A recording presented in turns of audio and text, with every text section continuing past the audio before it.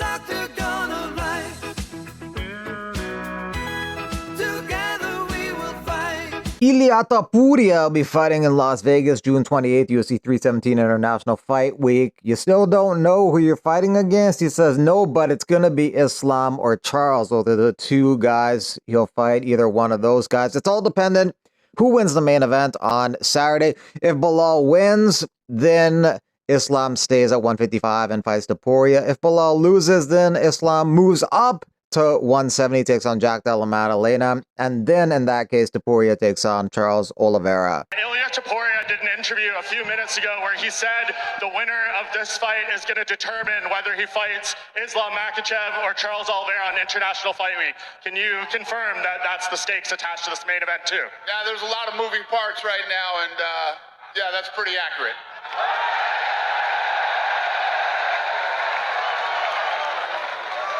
For Bilal Muhammad, it's a foregone conclusion that Topuria would fight Makhachev because, in his mind, he ain't losing Saturday night. I've been waiting for my first title defense, and it's finally here. We're only a couple days away, and you're about to see the greatest MMA performance you've ever seen in your life. I think he'll win. Greatest MMA performance? Nah, probably not. Either way, though, I hope it's a KO. Again, you're not going to shoot one takedown in this fight. Do you stand by that going in? You're going to see the meaning of Canelo hands. Jack goes down at 3, he gets knocked out. Craig Jones was in Volkanovski's corner for his championship match. He's now in Jack's corner. He's been going at you on social media all week. Do you have any words for Craig Jones? Just keep butt scooting, bro. Nobody's worried about you.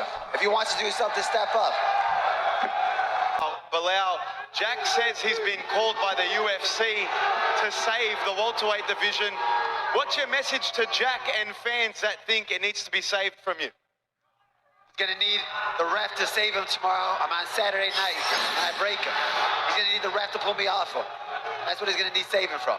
One thing about this fight is there's no real hype about it at all. Like, Bilal's a pretty big favorite, and they have no animosity towards each other. Neither guy's a big draw, so it's probably gonna do pretty bad in terms of pay-per-view sales. And ticket sales for the event don't look very good. Like, there's a lot of seats that are still available, which makes the likelihood of them returning to Montreal in the future not that great. At least they won't come for a long while. Regarding the ticket sales, this is actually a good thing, folks. The UFC has gone away from what made them great, stacking pay-per-view cards and not following the old school boxing model of one good fight and the rest trash. Only way they're gonna get back to their old ways if we stop buying everything, because the UFC is focused on the brand and not making stars.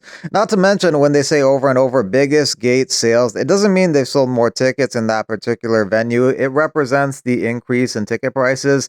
Have you looked at the cost to attend a UFC event? No bueno. UFC will figure it out, I guarantee it, but only if everyone stops buying bad cards. Well, in a lot of these venues, they do sell out, actually. So the ticket prices are very high in some of these places, but they still sell out. People buy them. But in this particular instance from Montreal, it doesn't look like it's that way, at least up until now. Maybe because everyone's broke in Canada, since half our pay goes to taxes.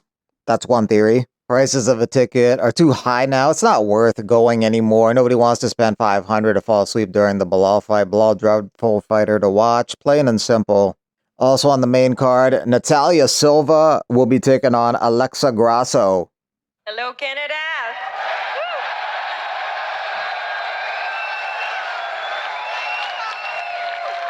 I feel super happy to be able to be here. It's going to be an amazing card. I'm pretty sure that you will enjoy our fight. Like, truly, you're going to enjoy this fight. It's going to be explosive. Ayman Zahabi will have hometown support when he takes on Jose Aldo on Saturday. Guys, I'm proud to be fighting Jose Aldo. He's a legend of the sport. I'm even more proud to do it here at home in Montreal. I know that he said he was disappointed in his last performance, but it's a good thing, my brother and I, for us. We prepared for the best Jose Aldo possible. So I'm excited. Biggest favorite on the card is Benoit Saint-Denis, who's going to be taking on Kyle Prepelic. Prepelic replaces Joel Alvarez. Really happy to be here in Quebec and to fight against home soil guy, a Canadian guy, and it's the home soil of a lot of French-speaking hard MMA fighters and champions like GSP. So I'm really happy to be here, and it's gonna be a war. Kyle Preplik was getting ready for a fight, but not a fighter of the caliber of Benoit Saint-Denis. Kyle Preplik, you are supposed to compete in the Samurai MMA main event on Friday against Michael Dufort. No, you are fighting against one of the most elite fighters in the world, Benoit Saint-Denis, on a UFC pay-per-view main card. How do you approach the situation mentally? I approach just like Rocky, coming in, going all in.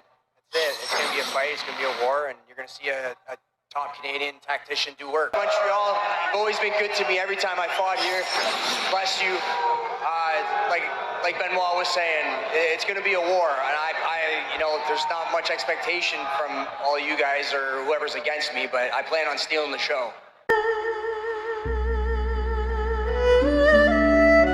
You win this fight, you'll get the big paycheck, have lots of opportunities coming your way. Do you use that money to get the nose surgery, or does that wait till the end of the career?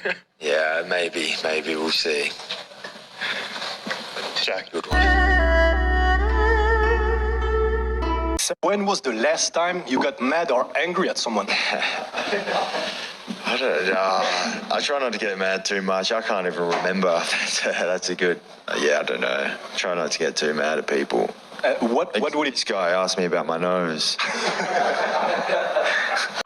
Ian Gary got his son to feed you M&Ms, and he's been planting M&Ms around you all week.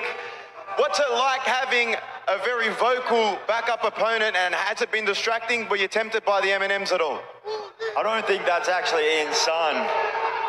And I don't like M&M's. Rafael Cerqueira is going to be taking on Julius Walker. That's August 9th in Vegas. Cerqueira was 10-0, but he lost his last two fights via KO to Modestas Bukauskas and Ibo Aslan.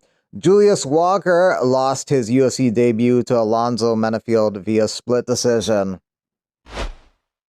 Hey guys, thank you for asking Michael Bisping to invite me to this podcast. And I just got my money, and I will make sure that I'm gonna save 28%. And I made fresh haircut and enjoyed my life in Miami with my friends. Corner man, how do you like it?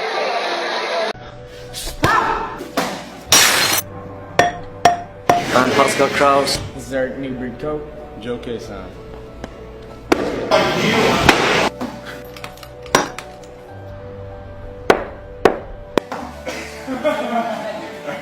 Again. One more.